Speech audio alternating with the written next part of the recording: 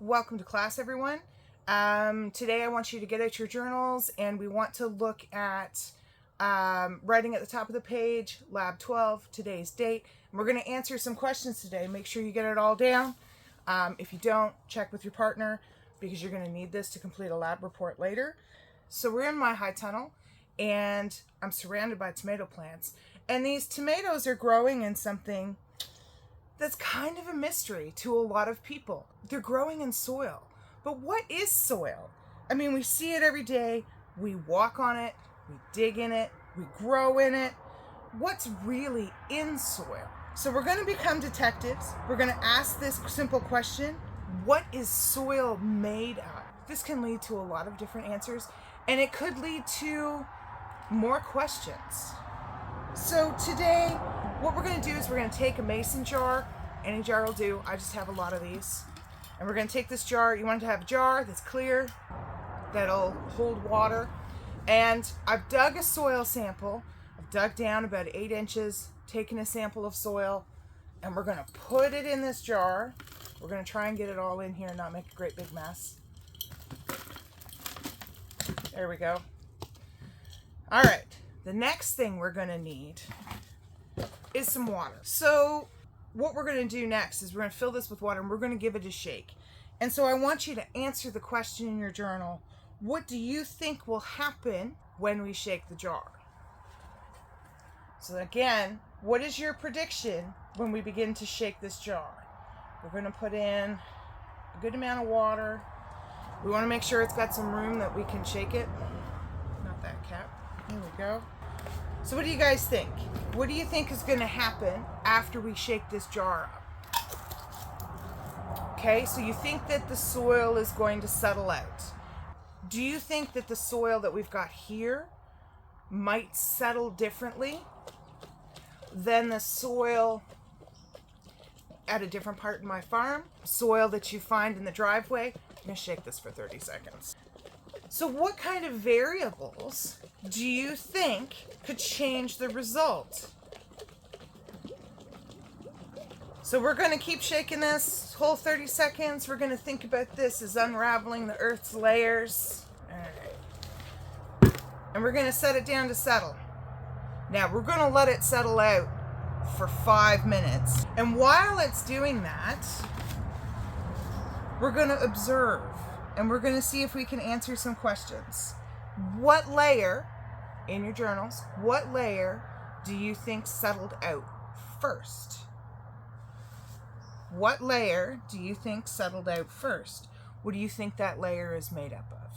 You can see the layers starting to settle out. We've got some up here. We've got a different layer here.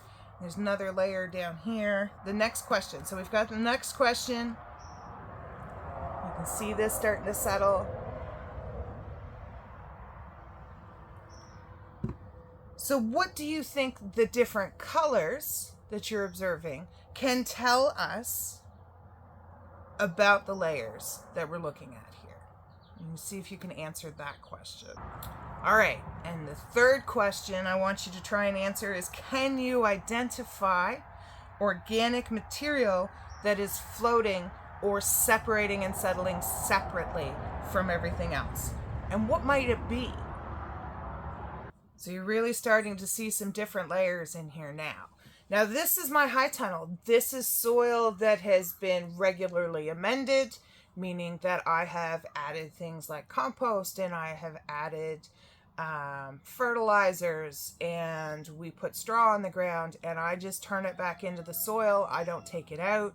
So this soil is likely very different from the soil that would be out in the field out the back of the property. And you guys will get the chance to go out afterwards with a jar and try some different samples. And what I want you to do is use your phones, get a GPS coordinate, and we're going to plot that on a map tomorrow.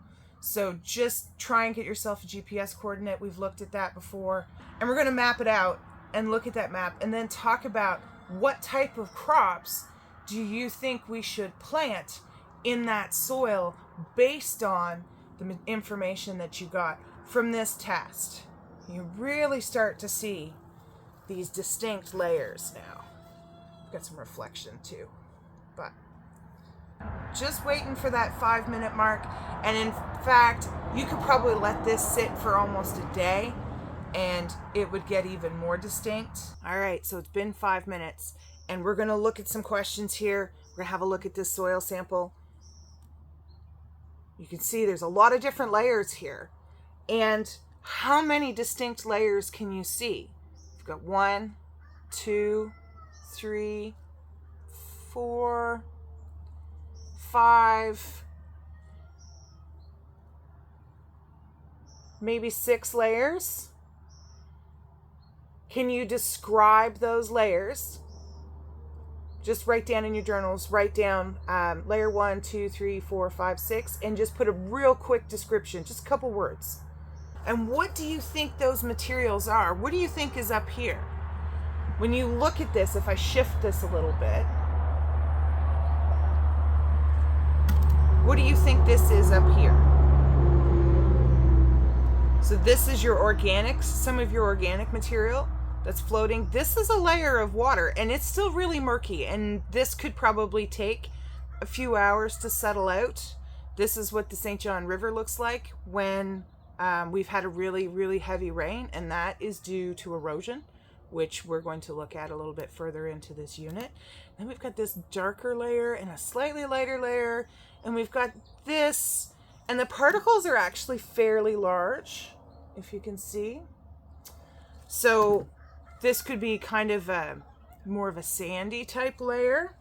So another question we could try and answer here is, what do we think the ratio of sand, silt, and clay suggests about this soil's ability to hold water? And why does that matter? Why does a soil's ability to hold water matter when we're looking at growing crops in it? The last question I want you to answer here today is, why might certain types of plants thrive or struggle in this soil? Okay, so your last portion for today is, what did today's experiment, what did this jar shake with some soil and some water reveal that you didn't know before? Do you have any new questions that you might want answered? All right, so what I want you guys to do is grab your lab kits. You're going to move on to different parts of the property, and you're going to take a soil sample, put it in a jar like this. We're going to add water, and we're going to label them with your group name.